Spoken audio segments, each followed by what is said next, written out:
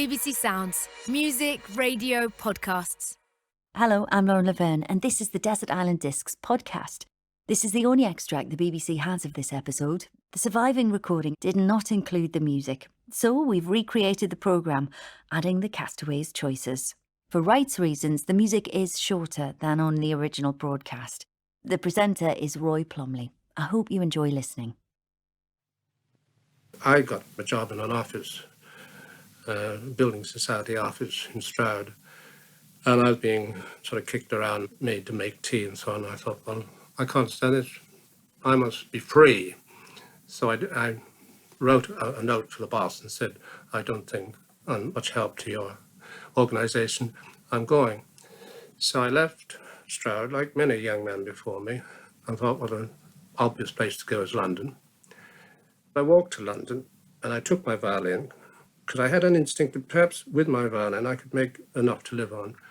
And it took me a month to get to London because I went along the south coast and I played in Littlehampton, in Worthing and Brighton and so on. Playing in the street? Playing in the street when the police went there. And I found I was able to make enough to live by, even in those days, the days of the Depression. You took a job when you got to London? When I got to London, I got a job as a labourer. I wasn't really very good at laying concrete floors, but I enjoyed it for a year. Then you decided to take to the roads of Spain. Had you any money to set out with?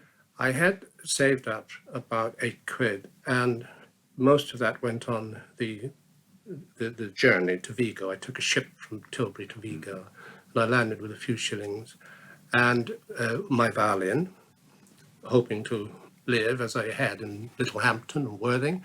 And strangely enough, it worked. I was there for 13 months. Yes. What's your second choice?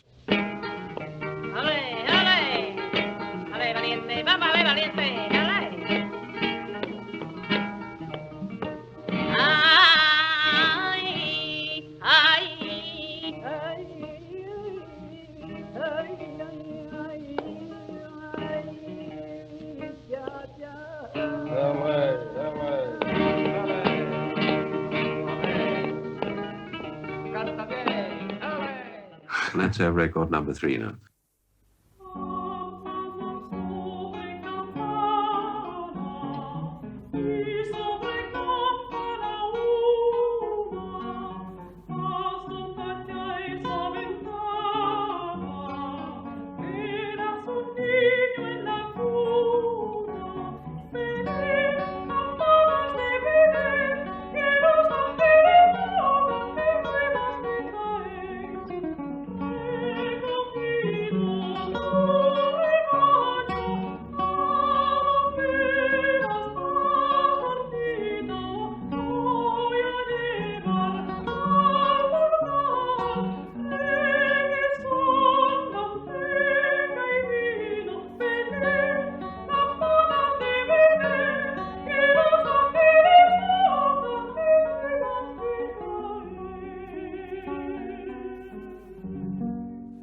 Did you ever go hungry, or did that violin always work its magic?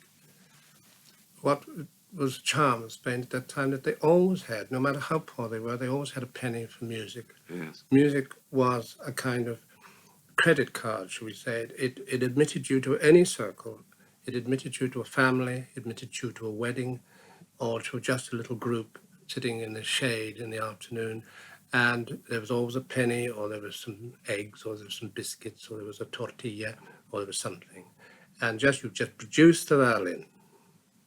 And because it was a symbol of music, the hard, poverty-stricken faces softened, and they would always find something for you to eat, or a place for you to sleep. So I was hungry because they were hungry, but I never starved. I lived rough.